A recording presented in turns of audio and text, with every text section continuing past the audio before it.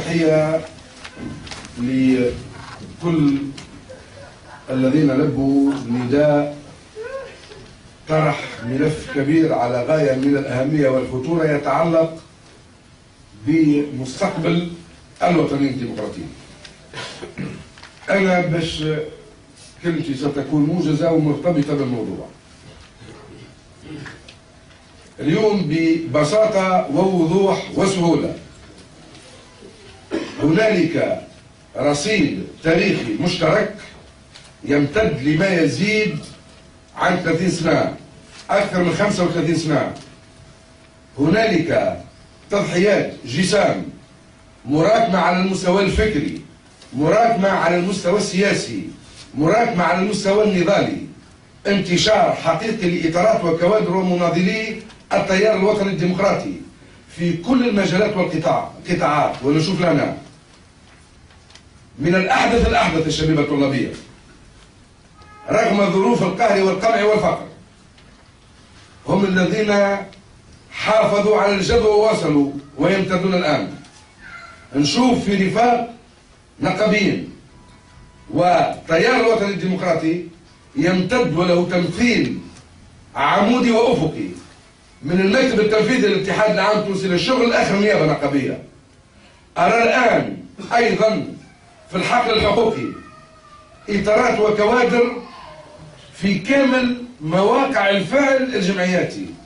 هذا الزخم الكمي، هذا الحضور النوعي للإطارات والكوادر، هذه المراكمة الفكرية السياسية الممتدة لما يزيد عن 3 عقود، هذه التجارب المختلفة، روح فئوية، عمل حلقي مغلق إلى آخره. جاءت مشاريع إيجابات تعددت نحو البناء، نحو بناء نوعي.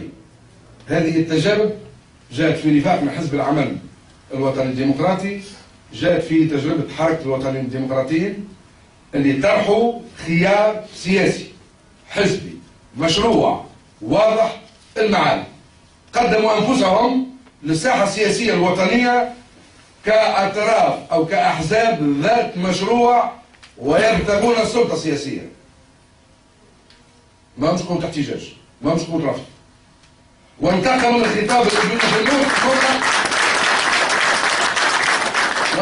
من الخطاب الإيديولوجي المغلق إلى مشروع سياسي مفتوح لتأطير الحركة الجماهيرية الواسعة. تقدموا ورأوا أنه اللي قاموا به جزء من العملية. ليش؟ لأنه بالنسبة لنا قضية وحدة الوطنيين الديمقراطيين هي مشروع مفتوح، مشروع للمستقبل ركبنا فيه كثير، لكن الآتي أهم أكبر وأعظم. علاش الآتي أهم وأعظم؟ لأن الآن ما عادش في طور باش نجاوبوا على سؤال من نحن. من نحن جاوبت عليه أجيال، وجاوبوا عليه شيوخ الحركة ورموزها، وجاوبوا عليه مناضليها ومناضلاتها، جاوبوا عليه مناضلي التيار، جاوبوا عليه مناضلي الحزب. اليوم باش نبدو واضحين، نحن في مفصل وفي منعرج تاريخي وفي